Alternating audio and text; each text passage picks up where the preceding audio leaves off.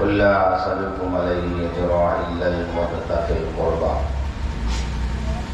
آمنت بالله صدق الله العلي العظيم وصدق رسوله النبي الأمين المكين المختار الكريم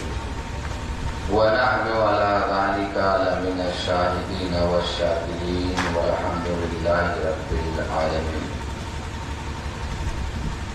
کہ محمد سے وفا تو نے تو ہم تیرے، کہ محمد سے وفا تو نے تو ہم تیرے ہیں، یہ جہاں چیز یا لوح و قلم تیرے. حمد و ثنا کے بعد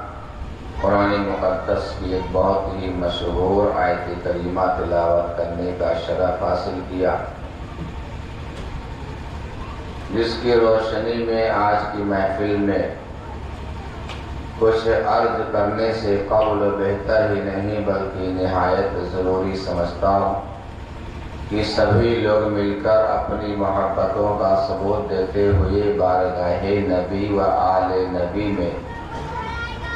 جھوم جھوم کر بلند آواز سے درود پاک پڑھیں. اللہم صلی علی سیدنا و مولانا محمد بارک وسلم صلاۃ و سلاما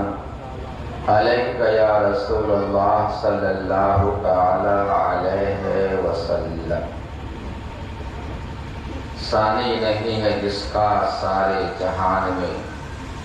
ثانی نہیں ہے جس کا سارے جہان میں، ایسا بنا ہے گنبد خضرا رسول کا.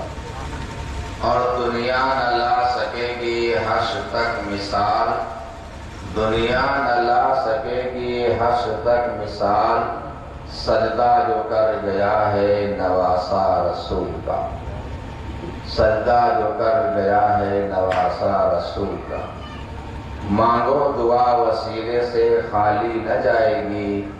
بات ان کی خدا سے کبھی ٹالی نہ جائے گی.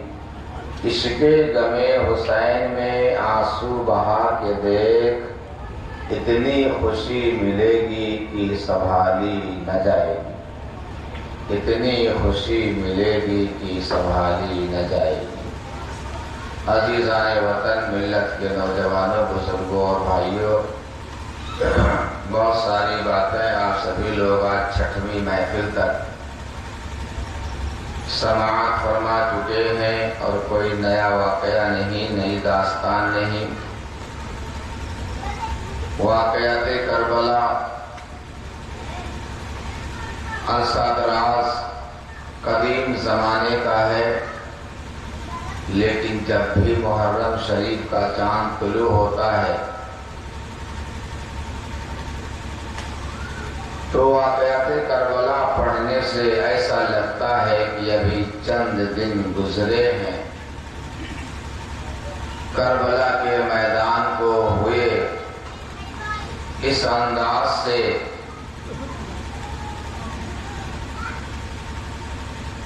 امام الانبیاء کائنات کے بانی جناب محمد رسول اللہ صلی اللہ علیہ وسلم کا لگایا ہوا بال اور یہ سرسبز و شاداب اسلام کا پودا جو میرے مصطفیٰ نے لگایا، اسے امام علی مقام نے کربلا کے میدان میں آ کے بچایا. گزشتہ تاریخ میں ہم نے آپ کو بہت ساری باتوں کے ساتھ اس منزل تک پہنچایا کہ کوفہ کی سرزمین پر امام مسلم اپنے بچوں کے ساتھ داخل ہوئے. پرجوش انداز میں ان کا استقبال ہوا، اور جیسے ہی گورنر کو معزول کیا گیا، دوسرے گورنر کو تعینات کیا گیا، حالات کوفہ کے بدتر ہو گئے، حالات بدل گئے. اور جب حالات بدل گئے تو پھر کے بعد دیگرے تمام لوگوں کی تلاش جاری ہوئی، اور آخرکار ان کوفیوں نے جو چلتے پھرتے راستے میں اپنی چادروں کو ڈال دیا کرتے تھے، پلکیں بچھاتے تھے نائب حسین کے لیے، وہی کوفی اتنے بدل گئے کہ دشمن حسین بن گئے، اور امام الانبیاء کائنات کے بانی سرکار دو عالم صلی اللہ تعالیٰ علیہ وسلم کی محبت میں کچھ ایسے لوگ بھی نکلے جو وہاں ان کے ساتھ رہے اور ان کی محبت کا دم بڑھتے رہے۔ اللہ تبارک و تعالیٰ کی پیارے حبیب نے انہی تمام ماحول کو رکھ کر ارشاد فرمایا تھا النظر علی عبادہ، علی کو دیکھنا عبادت ہے۔ آگے پھر بڑھ کے ارشاد فرمایا اللہ کے نبی امام کائنات نے ذکر علی عبادہ، یعنی علی کا ذکر کرنا عبادت ہے۔ میرا نبی غیب داں رسول ہے، نبی نے دیکھا اور جانا کہ علی کا زمانہ سب کو تو نہیں ملے گا، اور جو لوگ علی کا زمانہ نہیں پائیں گے وہ ذکر کریں گے، اور جب ذکر پر پابندی ہو جائے گی کہ علی کا ذکر بھی کھلے عام نہ کر سکیں، حسین کا نام نہ لے سکیں اور حسین کا ذکر نہ کر سکیں، تو جو بچے کچے لوگ ہوں گے وہ عبادت کیسے کریں گے؟ کیا وہ لوگ موجود ہونے کے بعد عبادت سے محروم رہیں گے؟ تو اللہ کے نبی نے ارشاد فرمایا حب علی عبادہ، یعنی علی کی محبت کرنا بھی عبادت ہے، علی سے محبت کرنا۔ تو جب ذکر پہ پابندی ہو جائے اور ذکر پہ پابندی لگ گئی، عرصہ دراز تک لگی رہی، اس درمیان کے لیے نبی نے ارشاد فرمایا تھا اگر کوئی ذکر بھی نہ کر سکے اور دل میں علی کو یاد کرتا ہے تو اس کو دل میں یاد کرنا بھی عبادت ہے۔ ہم یہ خیال کر کے مولا علی کا ذکر کرتے ہیں، اہل بیت اطہار کی باتیں کرتے ہیں، لوگوں کو یہ پیغام دیتے ہیں، شہادت کے واقعات بتاتے ہیں تاکہ لوگوں کو یہ موقع ملے اور وہ جاننے کے ساتھ ساتھ وہ سمجھ میں آئے کون دشمن ہے کون دوست ہے، ہمیں کس کے ساتھ رہنا ہے کس کے ساتھ نہیں رہنا ہے۔ بادشاہ کربلا سیدنا امام علی مقام اپنا کربلا پہنچنے سے پہلے نائب حسین کو بھیجا اور بڑی ہی بے دردی کے ساتھ چند لمحوں کے بعد امام مسلم کو لوگوں نے شہید کر دیا۔ ان کوفیوں نے جب شہید کر دیا وہ سارے کارنامے ابھی تھوڑی دیر پہلے میں پڑھ چکا ہوں، میرا اپنا یہ وصول نہیں کہ وہی اسی بات کو بار بار دہرایا جائے، ترتیب سے باتیں چل رہی ہیں، اس لیے آگے بڑھانے کے لیے کوشش کرتا ہوں۔ جب امام مسلم کو میں وہاں کوفہ کی سرزمین پہ شہید کر دیا گیا، بچوں کو تلاش کیا جا رہا ہے، اور وہ دونوں بچے جو امام مسلم سے بچھڑ گئے تھے اپنے بابا جان کے ساتھ آئے تھے کہ ساتھ میں رہیں گے، باپ کے ساتھ رہیں گے، ملتے جلتے رہیں گے۔ اللہ اکبر، اللہ کو کچھ اور ہی منظور تھا، امتحان کی گھڑیاں نکل رہی تھی، امتحان کی منزل سے لوگ گزر رہے تھے، اسی لیے بڑے انداز سے لوگ بیان فرماتے ہیں، اور اللہ نے یہاں ارشاد فرمایا کہ ان سے محبت بھی کرو مودت بھی کرو۔ محبت ایک الگ چیز ہوتی ہے، اس سے بڑھ کر جو کام کیا جاتا ہے اسے مودت کہا کرتے ہیں۔ مودت اور محبت کا فرق ہوتا ہے، اس لیے اللہ نے ارشاد فرمایا کہ محبت کرنے والے تو بہت سے لوگ مل جائیں گے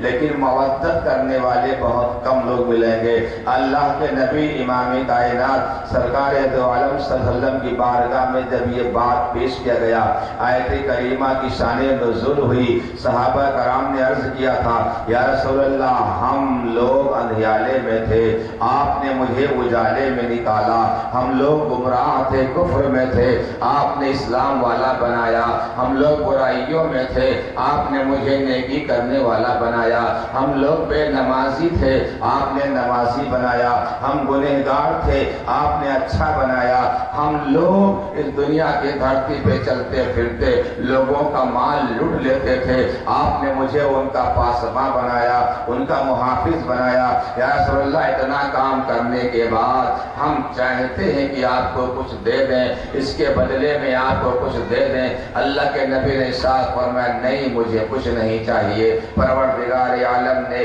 जिब्रील अमीन के जरिए आयत करीमा का नुज़ूल फरमाया और इरशाद फरमाया, जिब्रील जाके मेरे मुस्तफ़ा से कह दो, कुल ला असअलुकुम अलैहि अजरा,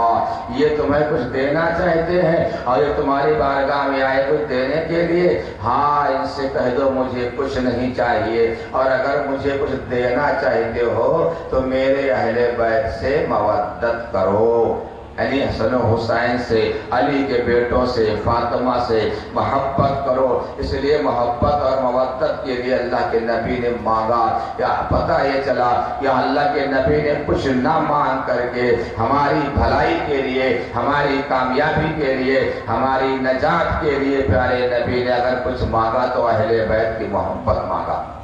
हमसे मांगा कि तुम अहले बैत से मोहब्बत करो, हसन हुसैन से, पंजतने पाक से, मौला अली से और उनके बेटों से मोहब्बत करो। ये मोहब्बत और मवद्दत का तरीका तो ही है, ये सलीका तो ही है कि हम सारे लोग यादगार हुसैन में बैठकर उनके वाक़यात सुनते हैं, दर्द की बातें सुनते हैं, हमें दर्द पैदा होता है। और सुनो सुनो, कहा ये गया है, एक लम्हे के लिए 100 साल 100 साल तक आदमी इबादत करता रहे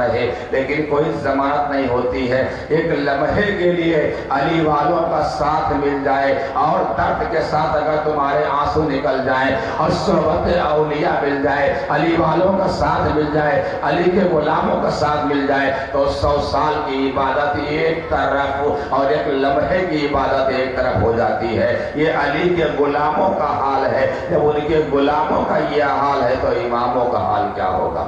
जब उनके गुलाम की सोहबत मिल जाए, औलियाए कराम की सोहबत मिल जाए। ये मौलाना रूम लिखते हैं अपनी किताब में, सोहबत रा औलिया 100 साल इबादत से बेहतर होती है एक लम्हे के लिए अल्लाह वालों की बारगाह में बैठ जाना। तो हम अल्लाह वालों की बारगाह में बैठे हुए हैं, बल्कि अल्लाह वालों की बारगाह में नहीं, यूं कहिए कि जिसे अल्लाह प्यार करता है उस हुसैन की बारगाह में बैठे हुए हैं, उस हुसैन की महफिल में बैठे हुए हैं। हमारा बैठना एक लम्हे के लिए अगर अल्लाह की बारगाह में हुसैन के नाम से कबूल हो जाए तो 100 साल की इबादत एक मेज़ान में रखो, हुसैन के जिक्र में बैठ करके एक लम्हे के लिए उसे एक मेज़ान में रखो, यहाँ का बैठना उससे भारी हो जाएगा। इसलिए कि अल्लाह के नबी ने इरशाद फरमाया और अल्लाह के नबी ने हमसे ये बात मांगी है। तो मैं अर्ज कर रहा था, अजीज़ाने वतन मिल्लत के नौजवानों, मैं अर्ज कर रहा था कि इमाम मुस्लिम को शहीद करने के बाद उनके बच्चों की तलाश की जाती है, उनके बच्चों को देखा जाता है। काजी शरीफ ने वादा किया था कि हम आपके बच्चों को मदीना पहुंचा देंगे। रात के सन्नाटे में लेके आता है और जो काफिला जाने वाला था थोड़ी दूर निकल गया, रास्ता बता करके चला जाता है। बच्चे रात भर दौड़ते रहे मगर दौड़ने के बाद फिर वो बच्चे उस काफिले का साथ न पा सके। सुबह शादी का वक्त हो गया, तालाब का किनारा था, वहां बैठ के वजू किया, फजर की नमाज पढ़ी और एक कोह में जाकर के छुप जाते हैं। संतरी जो तलाश कर रहे थे बच्चों को आहिस्ता आहिस्ता उसी रास्ते से निकलते हैं। 2 सहमे हुए बच्चों को देखा जो बैठे हुए थे, समझ गए ये सहमे हुए बच्चे क्यों बैठे हैं। आगे बढ़कर पूछा, ए बच्चों ये बताओ तुम कौन हो? अरे वो तो सच्चों की औलाद थे, वो सच्चे थे, उन्हें झूठ बोलना तो कभी आता नहीं था, सच्चे थे। इसलिए सच्चों की औलाद ने बेखौफ बेगम बेहिरास बता दिया, जबकि उन्होंने सुना था और जाना था कि इन गोफियों ने हमारे बाप को बेदर्दी से शहीद कर दिया है, मुझे भी नहीं छोड़ेंगे। लेकिन ऐसे वक्त में भी आपने सच्चाई का दामन नहीं छोड़ा और ऐलान फरमाया हम मुस्लिम के पिसर, हम मुस्लिम के बच्चे हैं, मुस्लिम के पिसर हैं। उस वक्त के काफिले वालों ने उन दोनों बच्चों को गिरफ्तार कर लिया और दारुल इमारत में उबैदुल्लाह इब्ने ज़ियाद की बारगाह में पेश कर दिया। उबैदुल्लाह ने उन बच्चों को देखा और कहा, तुम भागना चाहते थे, मेरे कैद से निकलना चाहते थे, तुम कैद से बाहर नहीं जा सकते हो, ले जाओ इन बच्चों को जेल में डाल दो। हक बात कहने वालों के लिए जेल जाना पुरानी बात है, बहुत कदीम रवायतों की बात है। अजीज़ाने वतन मिल्लत के नौजवानों, बस मोहब्बत की बात है, मोहब्बत करो, मवद्दत करो। جب جو جیل میں ڈال دیا، ایک دن دو دن رہنے کے بعد داروغہ جیل جو مشکور تھا اس نے بڑی ہی محبت کی، کھانے پینے کا انتظام رکھا اور جیل میں نہ رکھ کر کے اس نے اپنے مکان میں رکھا۔ لوگوں کے ذریعے، جاسوس کے ذریعے یہ خبر ہو گئی کہ امام مسلم کے بچوں کو داروغہ نے جیل میں نہیں رکھا ہے بلکہ اپنے مکان میں رکھا ہے اور کھانے پینے کا انتظام کر رہا ہے، ان کی خدمت کر رہا ہے۔ داروغہ جیل تھا، سرکاری نوکر تھا، مگر اللہ کے نبی نے ارشاد فرمایا تھا حب علی العبادہ، جو لوگ ذکر بھی نہ کر سکیں، زبان پابندی لگا دی جائے تو دل سے علی والوں کو یاد کریں، ان کا علی والوں کو یاد کرنا عبادت ہے۔ داروغہ مشکور نے وہی کام کیا کہ دل سے ان کو یاد کر رہا ہے، دل سے محبت کر رہا ہے، زبان سے نہ صحیح دل سے کر رہا تھا۔ داروغہ مشکور کی یہ شکایت عبید اللہ بن زیاد تک پہنچ گئی۔ آخرکار داروغہ مشکور نے رات کی تاریکی میں ان دونوں بچوں کو وہاں سے آزاد کر دیا اور جوڑ دیا، بچوں تم جاؤ اور ہماری انگوٹھی لے لو، میرا بھائی شہر قادسیہ میں رہتا ہے، وہاں جا کر اس کو دکھا دینا، وہ تم کو مدینے تک پہنچا دے گا۔ ہم مجبور ہیں، ہماری مجبوری ہے، اس لیے ہم تمہارے ساتھ تو نہیں جا سکتے، لیکن اے میرے بچوں مجھے یاد رکھنا، ہم تو بے وفا نہیں ہیں، ہم وفادار ہیں، ہم تم سے محبت کرتے ہیں، بابا علی کے حالات کو جانتے، امام حسین کو پہچانتے، ان کی عظمت کو جانتے ہیں، اس لیے ہم تمہارے ساتھ محبت کرتے ہیں، جاؤ رات کی تاریکی میں نکل جاؤ۔ دونوں بچے رات بھر پھر چلتے رہے، لیکن قضا و قدر کو کچھ اور ہی منظور تھا۔ وہ بچے سہمے سہمے پوری رات چلتے رہے مگر پھر باہر نہ نکل پائے، اور ایک حارث کی جو کنیز تھی صبح جب آتی ہے پانی بھرنے کے لیے تو چاند جیسے بچوں کی تصویر تالاب میں نظر آتی ہے، جو کہ وہ درخت کے اوپر چڑھ کر بیٹھ گئے تھے، چاند جیسی تصویر نظر آئی، جا کر اپنی مالکن کو بتایا، دونوں بچوں کو لے کر اپنے گھر جاتی ہے، اور ادھر دیکھیے وہ اپنے دونوں بچوں کو لے کر گھر جاتی ہے، ادھر داروغہ مشکور پر الزامات لگتے ہیں، شکایت ہوتی ہے۔ داروغہ مشکور کو عبید اللہ بن زیاد نے طلب کر لیا اور ان سے پوچھا یہ بتاؤ دونوں بچے مسلم کے کہاں ہیں، تم نے ان کو کہاں ٹھہرا رکھا ہے؟ داروغہ مشکور نے کہا ہم نے ان کو ٹھہرا نہیں رکھا، ہم کون ہوتے ہیں انہیں قید کرنے والے، ہم تو ان کے نانا کے غلام ہیں۔ دیکھو عبید اللہ بن زیاد کے پاس کیسی حق بیانی کر رہا ہے، حق اعلان کر رہا ہے اور سچائی کا اعلان کر رہا ہے۔ یہ ہوتے ہیں حسین والے کہ جان جائے تو جائے مگر حسین کا ساتھ چھوڑتے نہیں ہیں، مال لٹ جائے تو لٹ جانے دو پر حسین کا ساتھ چھوڑنے کے لیے تیار نہیں ہوتے۔ داروغہ مشکور نے بے خوف بے غم بے ہراس ارشاد فرمایا ہم نے ان دونوں بچوں کو رہا کر دیا ہے، وہ مدینے کو جا رہے ہیں اور ان کو چھوڑ دیا۔ عبید اللہ بن زیاد نے کہا تجھے میرا خوف نہیں تھا، میرا ڈر نہیں تھا، تو نے کیوں چھوڑ دیا ان کو؟ کیا تجھے اپنی جان پیاری نہیں تھی؟ کیا تجھے اپنی محبت اپنی جان پیاری نہیں ہے؟ اپنے اولاد سے محبت نہیں ہے؟ تمہارے سامنے تمہارے بچوں کو قید کر دیا جائے گا، انہیں مار دیا جائے گا، تم کو قتل کر دیا جائے گا، تم نے کیوں چھوڑ دیا؟ داروغہ مشکور نے کہا جان لے لو، مال لے لو، اولاد کو قتل کر دو، ارے نادان تو نہیں جانتا ہے موت برحق ہے، موت برحق ہے، میں مر جاؤں گا، اپنے بستر پہ مروں گا، کوئی نام نہیں لے گا، اہل بیت کی محبت میں مر جاؤں گا، میرا بھی نام ہوتا رہے گا، مجھے بھی لوگ یاد کرتے رہیں گے۔ اگر اہل بیت کی محبت کی سزا یہ ہے کہ گردن کاٹ دی جائے تو ہماری گردن مار دیا جائے، ہمیں کوئی پرواہ نہیں ہے، اس لیے کہ ہم نے مسلم کے بچوں سے پیار کیا ہے، ہم مر جائیں گے لیکن جہاں ان کے بچوں کا ذکر کیا جائے گا مجھے بھی یاد کیا جائے گا۔ اس لیے مسلمانوں یہ سب پیر کے قدموں پہ مرنے مٹنے والے لوگ اپنی زندگی کی بشارت دیتے ہیں، انہی کے لیے اللہ کے نبی نے ارشاد فرمایا تھا حب علی العبادہ، جو لوگ دل سے علی سے محبت کرتے ہیں اللہ ان سے پیار کرتا ہے۔ داروغہ مشکور کو سخت سزا دی جاتی ہے اور اس کو چابک پہ چابک لگایا جاتا ہے، ہاتھوں کو باندھ کر کے اور کوڑے لگائے جاتے ہیں، یہاں تک کہ 80 کوڑے لگنے کے بعد داروغہ مشکور نے زندگی اور موت کا فاصلہ طے کرنا شروع کر دیا۔ اب زندگی اور موت کی دوری بالکل قریب ہو گئی ہے۔ ہے داروغہ مسکور نے پانی کی طلب کیا، مجھے پیاس لگی ہے پیاس لگی ہے، جیسے پانی طلب کیا پانی کی آواز دی، بس کیا تھا ابھی محبت میں داروغہ مسکور کو 80 کوڑے لگے تھے، لیکن جب پانی کی چاہت کیا تو کیا دیکھا، حسنین کے نانا آب کوثر کا جام لیے ہوئے کھڑے ہیں اور ارشاد فرماتے ہیں اے مشکور اب تو دنیا کا پانی پینے کے لیے کیوں پریشان ہے، اب دنیا کا پانی تو نہ پینا، اس لیے کہ تو نے میرے خاندان سے محبت کی ہے، میرے گھرانے سے محبت کی ہے، اب دنیا کا پانی چھوڑ، تیرے لیے میں اپنے ہاتھوں میں جام لیے کھڑا ہوں، اب تجھ کو آب کوثر کا جام پلاؤں گا۔ اللہ اکبر، نبی کے نام پر نبی کے غلاموں سے محبت کرنے والوں کے لیے نانا مصطفیٰ کتنے کریم ہوتے ہیں کہ مرنے سے پہلے اسے کوثر کا جام عطا فرما دیتے ہیں۔ اور داروغہ مسکور نے یہ ثابت کر دیا کہ ہزاروں نہیں لاکھوں کے درمیان میں اگر دشمن حسین موجود ہوں پھر بھی اگر محبت کرنے والا اکیلا ہے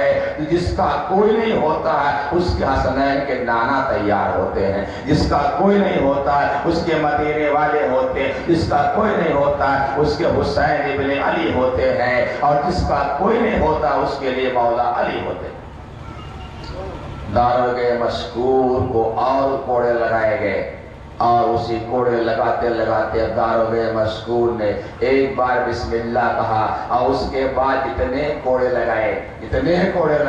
ایک بار کہا بسم اللہ، پہلا کوڑا پڑا تو کہا بسم اللہ، اب کوڑے پہ کوڑا پڑتا جا رہا تھا، یا حسین یا حسین، درہ لگ رہا یا حسین یا حسین، بار بار یا حسین کہتا ہوا آخر میں وہ 100 کوڑے پورے ہو جاتے ہیں اور یا حسین کہتے کہتے دنیا سے کوچ کر جاتا ہے۔ تبھی تو نانا مصطفیٰ کا دیدار ہو جاتا ہے۔ عزیزان وطن، ملت کے نوجوانوں، یہ غلاموں کا عالم ہے، محبت کرنے والوں کا یہ عالم ہے جو اہل بیت سے محبت کرتے ہیں۔ اللہ ارشاد فرماتا ہے اے محبوب کہہ دو ان سے میں تجھ سے کچھ نہیں چاہتا ہوں، اگر کچھ دینا چاہتے ہو تو میرے اہل بیت سے محبت کرو۔ المختصریہ ادھر حارث کی کنیز بچوں کو ساتھ میں لے کر گئی، گھر میں لٹایا آرام کرنے کے لیے، مالکن کو بتایا، حارث کی بیوی نے بچوں کے لیے کھانے پینے کا انتظام کیا، کھلا پلا کر کے نہلا دھلا کر کے ایک حجرے میں بچوں کو سلا دیا، اپنی کنیز سے کہا دیکھو آج تو نے بہت اچھا کام کیا ہے، یہ بات میرے شوہر کو مت بتانا، اس لیے وہ سرکاری ملازم ہے، بچوں کو تلاش کر رہا، انعام کی لالچ ہے، دولت کی لالچ ہے، کہیں بچوں کو گرفتار کر کے عبید اللہ ابن زیاد کے پاس نہ بھیج دے۔ عزیزان وطن، ملت کے نوجوانوں، ہوا وہی، آخر کار حارث بھی گھر میں آیا اور آرام کرنے کے لیے بستر پہ گیا، بڑبڑاتا رہا، سوچتا رہا کہاں ہماری قسمت، کہاں مجھے انعام ملے گا، یہ سوچتا رہا۔ اتنی ہی دیر میں حجرے سے رونے کی آواز آتی ہے اور بچے آپس میں سمٹ کر دونوں لوگ رونے لگتے ہیں۔ رونے کی وجہ کیا تھی؟ دونوں بچے خواب دیکھ رہے ہیں، آپس میں خواب دیکھتے ہیں اور خواب عجیب و غریب تھا، تخت لگا ہوا ہے، سجا ہوا ہے، بڑا حسین تخت لگا ہوا ہے، پھول لگے ہوئے ہیں اور تمام لوگ کھڑے ہوئے ہیں، اسی درمیان میں تخت پر مصطفیٰ جان رحمت تشریف فرمائے، مولا علی تشریف فرمائے اور حضرت مسلم وہاں تشریف فرمائے، اور پیارے مصطفیٰ ارشاد فرماتے ہیں مسلم تم تو چلے آئے، اپنے بچوں کو ساتھ میں نہیں لائے، اتنا سننا تھا، اتنا سننا تھا۔ امام مسلم نے عرض کیا اے نانا جان وہ بچے بھی تھوڑی دیر کے بعد آنے والے ہوں گے، یا رسول اللہ کرم کیجئے۔ یہ خواب بچے دیکھ کر کے اپنے باپ کا دیدار کرتے ہیں، خواب کی عالم میں کافی دن ہو گیا تھا بچھڑے ہوئے، خواب میں دیکھتے نانا مصطفیٰ کا دیدار کرتے ہیں اور دونوں بچے آپس میں سمٹ کر کے رونے لگتے ہیں۔ رونے کی آواز سن کر تالا کھلوایا جاتا ہے، اندر سے آواز دی جاتی ہے، بیوی سے پوچھتا ہے کون ہے، ایک بار اس نے بہانا بھی کیا محلے سے کہیں آواز آ رہی ہوگی، لیکن نہیں، محلے کی آواز نہیں، ہمارے گھر کی آواز ہے۔ اس نے دیکھا پہچان لیا مسلم کے بچے ہیں، کف لگا دیا اور صبح کا انتظار کرنے لگا۔ جب صبح نمودار ہوئی دونوں بچوں کو پکڑا اور گرفتار کر کے دریائے فرات طرف لے کر چل دیا قتل کرنے کے لیے۔ حارث ملعون کی بیوی دائیں بائیں ہوتی ہے اور کہتی ہے میں نے ان سے محبت کیا ہے، یہ بچے ہیں۔ اب ذرا غور کیجئے، بچہ چاہے جس کا ہو، بچے سے سب پیار کرتے ہیں، یہاں تک کہ انسان تو انسان ہے، جانور بھی اپنے بچے سے پیار کرتے ہیں، بچہ کسی کا کیوں نہ ہو، ہر آدمی بچوں سے پیار کرتا ہے، بچوں پہ رحم فرماتا ہے۔ لیکن وہ اتنے سنگ دل تھے، اتنے سخت دل تھے، انعام کی لالچ میں نظر نہیں آتا، دونوں بچوں کو گرفتار کر کے لے چلنا چاہتا۔ بیوی سامنے آ جاتی، مت مارو ان بچوں کو، ان بچوں کو قتل نہ کرو، انہیں قتل کرنے سے کیا ملے گا؟ اللہ اکبر، نہیں مانتا ہے۔ آخر میں ضد کرتے کرتے پیچھے پیچھے جاتی ہے، دریائے فرات تک پہنچ جاتے ہیں لوگ، اور وہاں پہنچنے کے بعد دونوں بچوں سے تیاری بناتے ہیں، اے بچوں مرنے کے لیے تیار ہو جاؤ۔ ملعون نے جب یہ الفاظ کہے تو آپ نے کہا، اللہ کے نبی کی بارگاہ میں محمد ابراہیم کی آواز ہوتی ہے، اے بابا مجھے کیوں مار رہے ہو؟ کہا تمہیں قتل کریں گے تو انعام ملے گا۔ اچھا انعام چاہیے، دولت چاہیے، مجھے مدینہ پہنچا دو، ہمارے نا بابا حسین بہت سخی ہیں، علی کے بیٹے ہیں، اگر تم مدینہ پہنچا دو گے تمہیں بہت دولت دیں گے، تم مالا مال ہو جاؤ گے۔ ملعون نے کہا میں وہاں کیوں جاؤں مال لینے کے لیے، مجھے مال تو یہاں مل جاتا ہے، اس لیے میں وہاں نہیں جا سکتا۔ حتی الامکان یہاں تک کی باتیں ہوتی رہی۔ بیوی سامنے آتی ہے، کیوں فاطمہ زہرا کو رلاتا ہے کفن میں، دو پھول تو رہنے دے محمد کے چمن میں، کیوں سیدہ فاطمہ کو رلا رہا ہے، کیوں ان کو پریشان کر رہا ہے؟ یہ ان کے خاندان کے پھول ہیں، ان کو رہنے دے۔ لیکن وہ ملعون نہیں مانا۔ جب بیوی نے بہت ضد کیا تو بیوی کہتی اگر ان کو مارنا ہی چاہتے ہو تو ان سے پہلے مجھے مار دو، میں ان کے قدموں پہ نثار ہو جاؤں گی، مگر میں ان کو زمین پہ گرتا ہوا اور سر کٹتا ہوا میں نہیں دیکھ سکتی ہوں۔ اللہ اکبر، اس ملعون کی آنکھوں میں دولت کی نشانی موجود تھی، اس لیے یہ نہ دیکھا، اپنی بیوی کو بھی مار دیا۔ دونوں بچوں سے کہا مرنے کے لیے تیار ہو جاؤ۔ عزیزان وطن ملت کے نوجوانوں، یہ حسین والے ہیں، حسین کے خاندان کے لوگ ہیں جو موت کو باہوں میں ڈال کر آغوش میں لے کر کے موت سے پیار کرتے ہیں اور مرنے سے کبھی گھبرایا نہیں کرتے ہیں، سر کٹ جائے یا رہ جائے کوئی پرواہ نہیں کرتے ہیں۔ دونوں بچے آپس میں سمٹ جاتے ہیں، ایک کہتا ہے پہلے مجھے قتل کرو، چھوٹا کہتا نہیں مجھے پہلے مجھے قتل کرو، بڑا کہتا نہیں میں اپنے چھوٹے بھائی کو زمین پہ لہو لہان ہوتے ہوئے نہیں دیکھ پاؤں گا، پہلے مجھے قتل کر دو۔ چھوٹے نے کہا نہیں وہ مجھ سے بڑا ہے، پہلے اسے قتل نہ کرنا، میں اس کو تڑپتا ہوا نہیں دیکھ پاؤں گا۔ ملعون نے دیکھا، اس کا دل کہتا ہے کیسے عجیب و غریب بچے ہیں، مرنے کی تمنا رکھتے ہیں، یہ منظر دیکھ کر کے فرشتوں کے آنکھوں میں آنسو آ جاتے ہیں کہ دونوں بچے مرنے کے لیے کیسے تیار ہو جاتے ہیں، پہلے میں جاؤں گا، پہلے میں جاؤں گا۔ حتی الامکان دریائے فرات کے کنارے دونوں بچے باہوں میں باہیں ڈال کے ایسا سو جاتے ہیں، ایسا زمین پہ لیٹ جاتے ہیں، ایسا لیٹ جاتے ہیں جیسے آرام کرنے کے لیے آدمی بستر پہ لیٹتا ہے۔ آخر ظالم ملعون نے ایسی تلوار ماری دونوں بچوں کے گردن جدا ہو جاتے ہیں۔ اللہ اکبر، یہ کیسے لوگ تھے، درندے اور جانور سے بدتر لوگوں نے تلوار چلائی۔ عرش کے فرشتوں نے یہ منظر دیکھا، ان کی آنکھیں نم ہو جاتی ہیں، آنکھوں سے آنسو طرف جاتے ہیں، زمین تھرانے لگتی ہے، آسمان یہ منظر دیکھ کر کانپنے لگتا ہے، مگر یزیدیوں کو رحم نہیں آتا۔ حارث ملعون نے دونوں بچوں کی لاش کو دریائے فرات میں پھینکا اور سروں کو اٹھا کر کے اور ننھے ننھے بچوں کے سر کو لے کر کے اور عبید اللہ ابن زیاد کی بارگاہ میں پیش کر دیا۔ قربان جا مسلمانوں، ایسی سزا تھی، ایسا یہ ظلم تھا کہ اللہ نے برداشت نہ کیا۔ اوروں کو دیر سے دیتا ہے لیکن جیسے یزید کے اس کے سامنے سر رکھا گیا، عبید اللہ ابن زیاد پیش میں آ جاتا ہے، نادان میں نے کب کہا تھا بچوں کو قتل کر دینا؟ میں نے تو کہا تھا زندہ گرفتار کر کے لانا۔ اگر یزید نے مجھ سے زندہ بچے مانگ لیے تو میں کہاں سے دوں گا؟ اب تو نے بہت